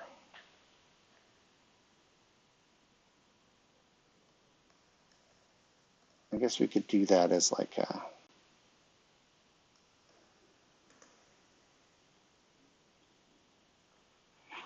via here and via there kind of a thing.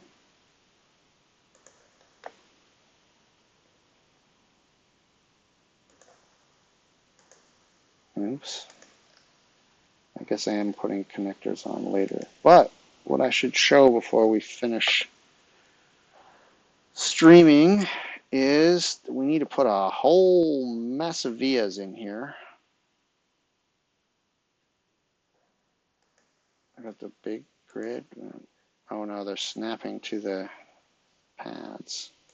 Well, do one via per pad here, or do I actually want to do more? I think I want to do more. This M I can move anyway. So let's set this to some via gridish kind of a size.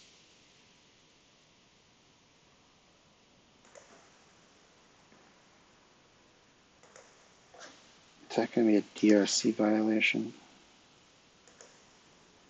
Yeah, basically I want to get as much of this heat away as I can. Okay, so no DRC. I'll just copy paste.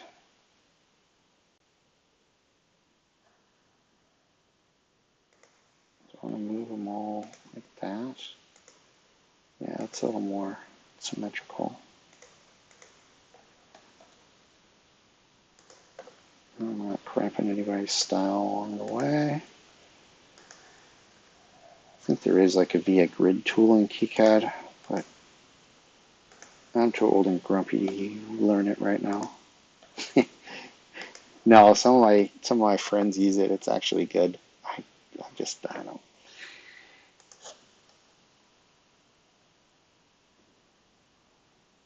Back in my day, old man talks about pre-war stuff. No. Okay, so I definitely want to do like a lot of vias to make sure that we're getting the heat out and into the other layers. I mean, on a 4-layer board, you're going to have like this huge inner layer, which will kind of spread it around the board.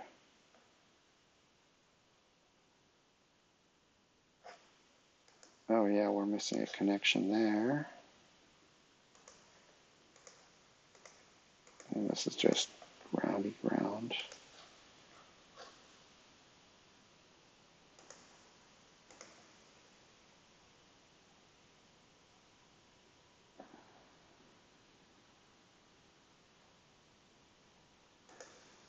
Okay, just plunk something like that, about something like that. I mean, it's, you know, close to the chip is most important here. So something like that. And the question is, we got in on this side and in on that side, and I'm sure they're connected inside the chip, but we should probably also connect them outside the chip. I guess the question is, what's the best way to do that? I mean, I guess there isn't really any ground going along here.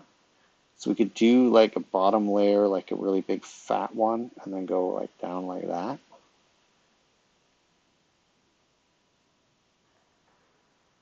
I guess. We also want to connect ground to here, so we could kind of go like that with a big fat one. Yeah, that's probably a good idea.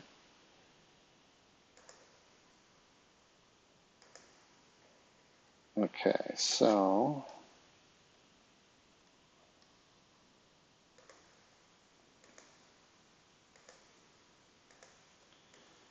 ourselves a grid. Oh, is that going to be too close?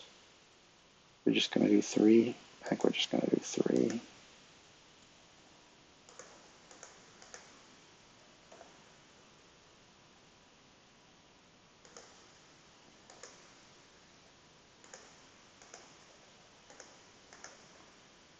Okay, so ground's going to be able to connect like that. Guess we could actually just explicitly do one of these guys just to kind of show our future selves that this was on purpose. And then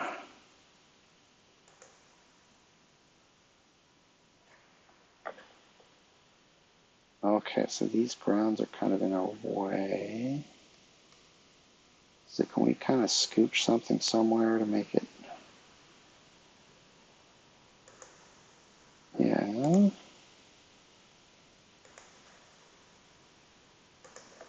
And we go through here. Something like that.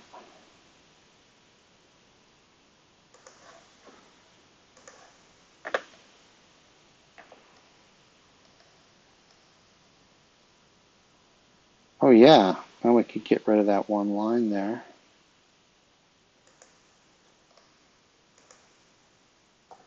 Because that kind of looked funky anyway.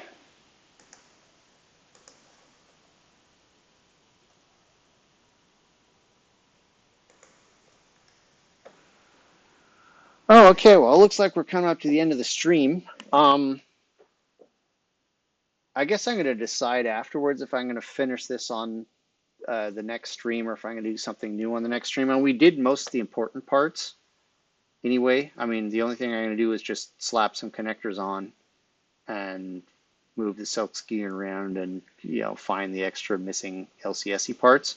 Like we got all of the stuff you could learn from. So I think I'm going to do something else next stream. maybe I'm gonna do an Ethernet device. Maybe I'm gonna do some more power management for this thing.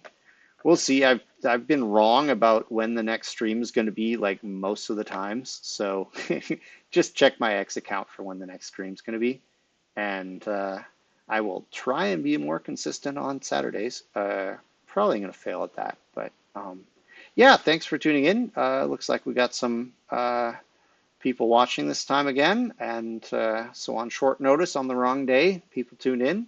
Thank you guys, and take care. And if you want to see more of something or less of something, feel free to reach out. I'm basically doing this for you guys. I